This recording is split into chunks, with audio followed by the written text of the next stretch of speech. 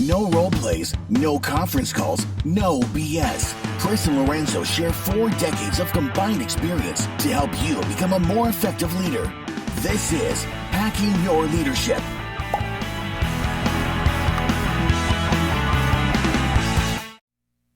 Welcome to Hacking Your Leadership. I'm Chris. And I'm Lorenzo. And Lorenzo, on this episode, I want to talk about change management and the elements that go into managing change with a team, especially changes that can be a little on the complex side. Yeah, I like that. I think what we tend to think that all change is simple, and that we say like change is the only constant, and change we got to figure it all out. But like change can be difficult most of the time. Right. If you it can be simple from a leadership standpoint to change things if you expect to have to do no work on your own and just expect people to change, right? Then that can be simple, Yeah, exactly. but it's often not effective, right?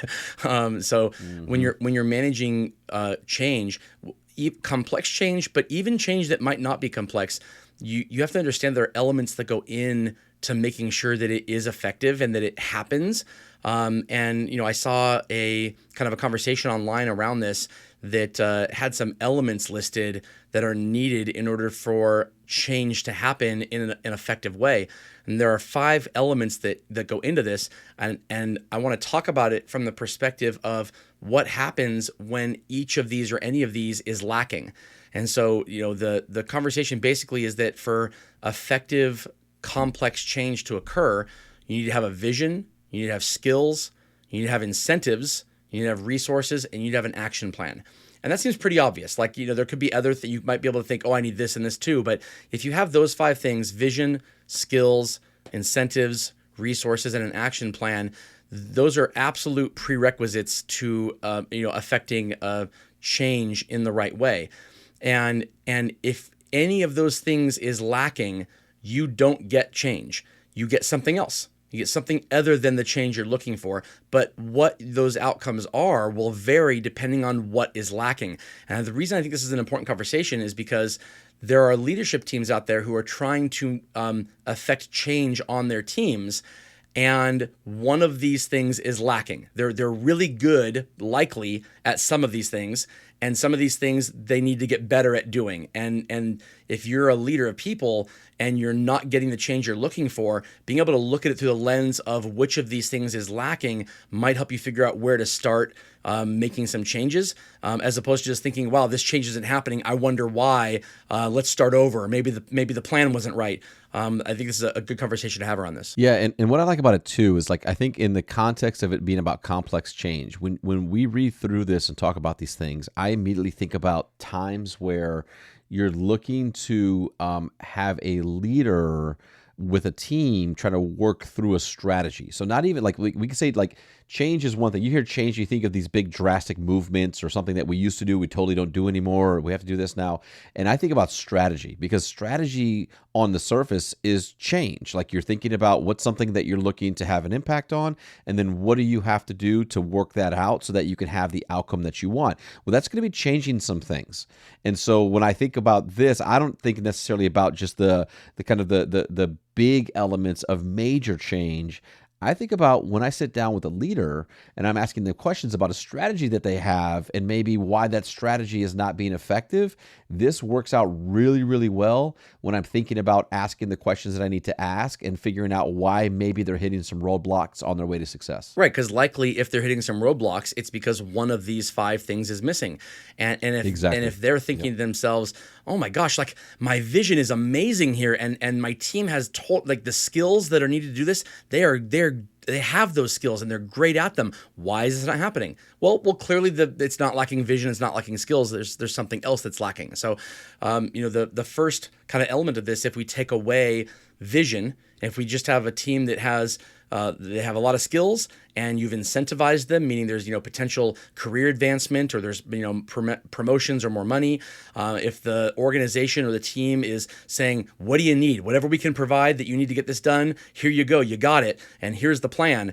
If you have all those things but you're lacking vision, this says that what you end up with is confusion. You have people who are confused about what they should be doing, and that makes sense. If you have the team that is a skillful team and you're recognizing and rewarding them and you're giving them all the resources they need, but they have no idea what it is that they are looking to go to. It's not like we're going to the moon, right? Like that's the North Star. What are you looking to do? We're changing this organization's branding to to appeal to this customer. Whatever it is, whatever that vision is, if it's not very clear, then you have different people taking those skills and those incentives and those resources and that action plan, and they're kind of directing it in varying directions, not towards kind of like a centralized goal. Yeah, this is kind of the epitome of the start with the why concept around like, do people understand like what is the vision here? Why are we doing this? Right. What are we trying to accomplish with this? What's the need for this change? And if you miss that part, then to your point, people create their own narratives. And while they may have the skills, incentives, resources, and an action plan, there's going to be some confusion because they're going to go different directions. There's not that like lighthouse that everybody's heading towards. There's no true, clear vision on what's happening, and that's going to create confusion because people are going to fill in the blank on their own. Right, and it will happen not at the beginning because everybody will think that like vision is one of those things where if you have the skills and the incentives and the resources and the action plan, and you're not being presented with a clear vision, people will fill that in and they'll think it's right. And they'll start working towards that thing they think is right. And it won't be clear that there's a problem until people start looking around and thinking, why is everybody going in different directions here, right? Like it happens after the fact, not at the beginning. And by then, you've wasted a lot of time and you've wasted a lot of skills and incentives and resources. The next element that is a requirement here are skills. And this is when I'm thinking about something that I've been asked to do in my life, like any type of change that I've been asked to do. If I've been presented with a great vision and the person who is expecting this change is incentivizing me to do it, and I've been given the resources, they're saying to me, hey, what do you need, Chris, to get this done? And I say, I need this and this and this. And they go, here you go. Here's the plan. And in my mind, I'm thinking, I can't do this. I don't know how to do this. That leads to a sense of anxiety. And if I don't have the skills necessary to do something, that is where the anxiety comes from. And if they are skills that I think I can learn, that will lessen the anxiety. But if there's a timeline, and oftentimes change has a tight timeline or expectation of timeline, that can heighten the anxiety. But as a leader, you need to be aware of what skills are needed to accomplish a specific change and where they're lacking. Because if you put a team into action and say, go do this, without knowing where the skills lie, you're going to have a lot of hesitation from a lot of team members who feel anxiety that they won't be able to get it done, and they're afraid of failing. Yeah, I think this is a big one. I talk about skills a lot because I think that we tend to make a lot of assumption of a specific set of skills based upon the title of people, and especially when you kind of get into the role of leadership. There's this assumption that everybody has the skill to do this thing. And while they may have some skill, it might not be the right skill. It might not be at the level that you need it to be. It may not be a skill they've used in a long time. Or it may be a skill that they've been able to kind of just barely get by with. And when you have change, when you have a strategy, when you have something that's going on, this is kind of one of the first things I sniff out when it comes to just like why people maybe feeling anxious about something that's happening is you start to ask enough questions, you do start to understand and discover that there can be a skill gap, and that skill gap is what's causing that anxiety. Because if everything else is there, you have it all, and there's still some anxiety towards it, it's more than likely going to be the skills, and the person, maybe they're not comfortable sharing that yet, or maybe they don't know. They don't know what they need to know, but they do know they don't necessarily have what they need to make this happen. Right, and when it comes to skills too, I also think about skills on paper versus skills in the moment when it's needed.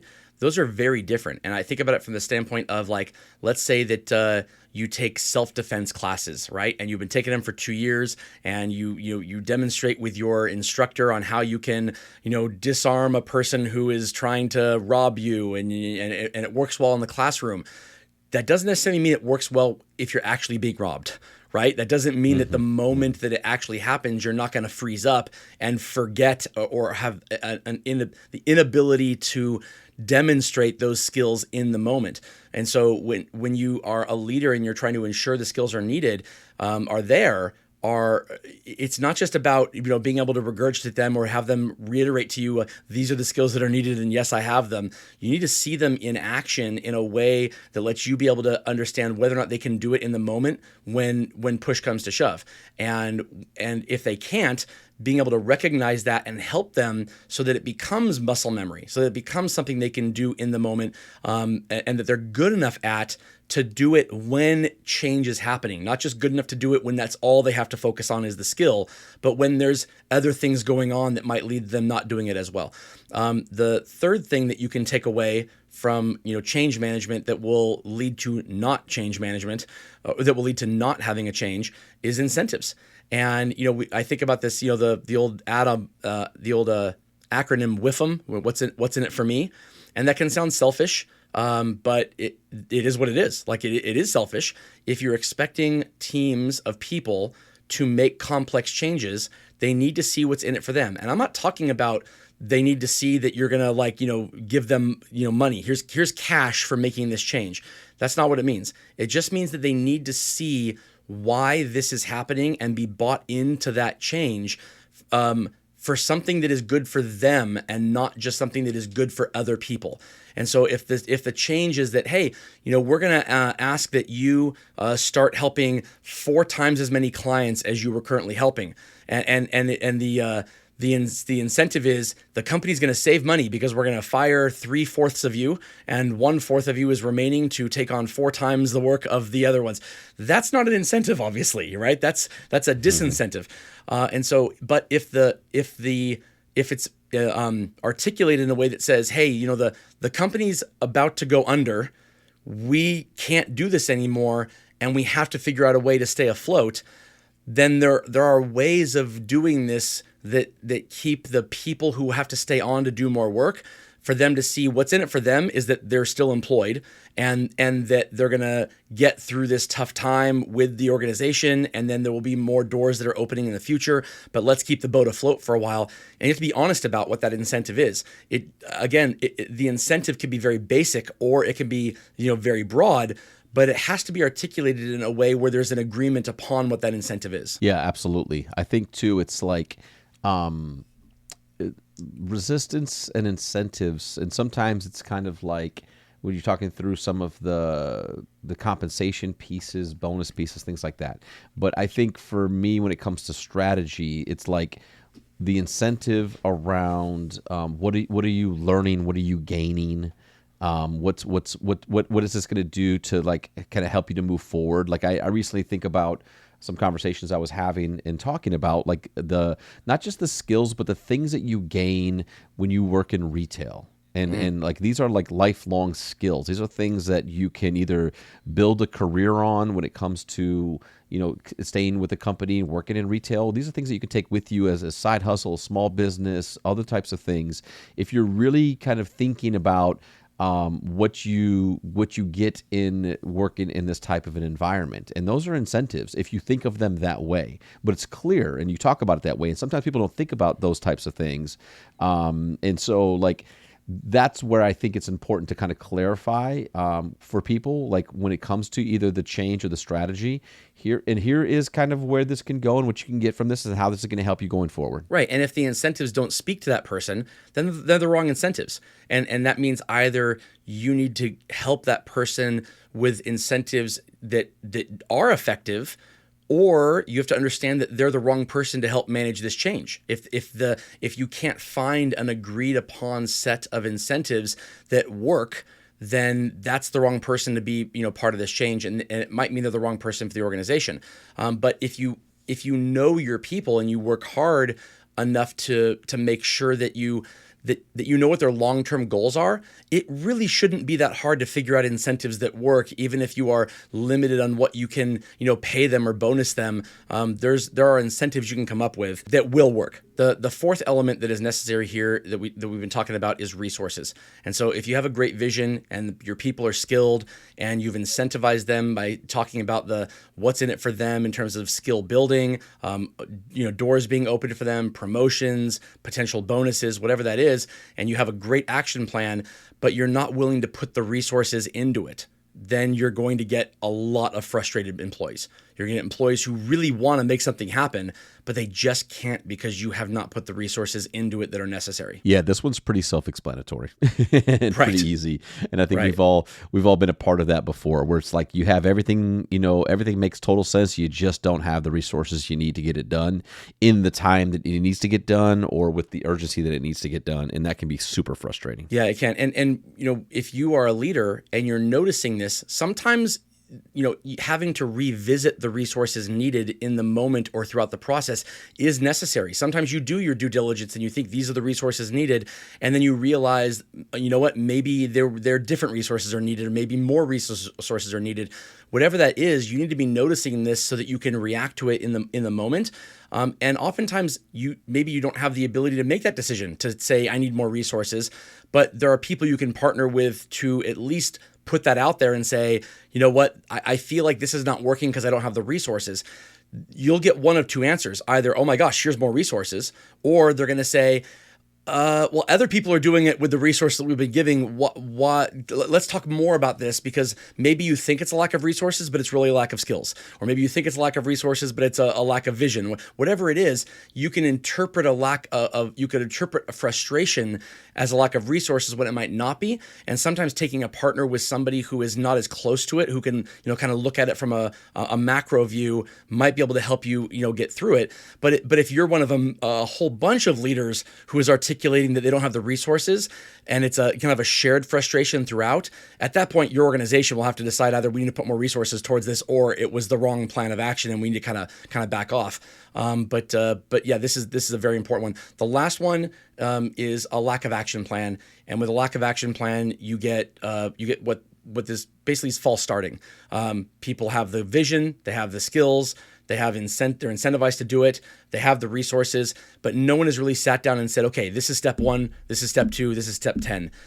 If you don't have that action plan in place before the beginning, you'll have people who are starting at different parts of a plan, whatever works in their own head, and you won't be working together. There won't be any cohesion. There'll be people kind of like looking at different outcomes as the goal, when in actuality, you should be kind of level setting to make sure people are doing the same thing. It's a great call out. You're going to have a delta in the ways in which people take action quickly, and how, even with the vision, the skills, incentives, and resources, like how they want to go about getting things done, when they want to get it done, what's the level of urgency, and when you leave the ability to have a plan kind of open to all, then you get a lot of variance when it comes to when does it start? When does it end? How does it get cascaded?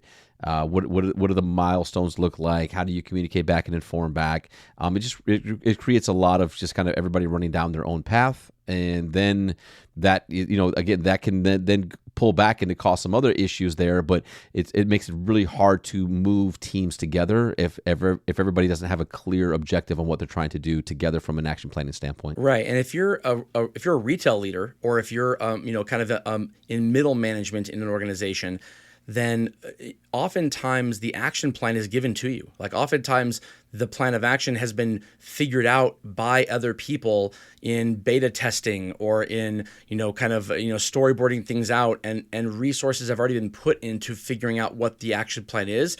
And that it's assumed that as long as it's executed, that it will work. If you're fortunate enough to have that, that's fantastic. If you're the person who's putting together the action plan, then it's really important to make sure that the people who have to execute that plan are involved in the planning of it, and are involved in the creation of it. If you're if you're a leader of people and you are putting together an action plan that your team has to execute, you will get resistance from them. You will get this kind of like who are you to create this plan all on your own? If you are just telling people what a plan is that was given to you, that's fine. It is what it is, and you're essentially a part of that plan too. You have your role to play in that plan. But if you're creating that plan, do whatever you can to make sure that the people who are executing it are as involved in that action plan as possible, because they'll be more likely to buy into it and to execute it correctly, and they'll be on the same page as far as what the plan is. You kind of agree on it in advance on what step 1 is and where you're going to start, and then You're less likely to get those false starts or people kind of acting on what they think is the right thing, but doing it in the wrong way. Absolutely. And with that, it brings us to this episode's 1 minute hack. But first, a few words from our sponsors. All right, for this episode's 1 minute hack, here's what I want you to do. I want you to look at this infographic, and I'll put a link to it in the podcast description. It clearly lays out what happens when each of these things are lacking. Look at this in the context of a change or a strategy that you're trying to put in place that you're having some difficulty with. And think about it from the perspective of which of these items is missing that could be leading to it. Having an idea of where an element is missing from this list of 5 things can greatly help you figure out where to put your efforts and resources into solving it.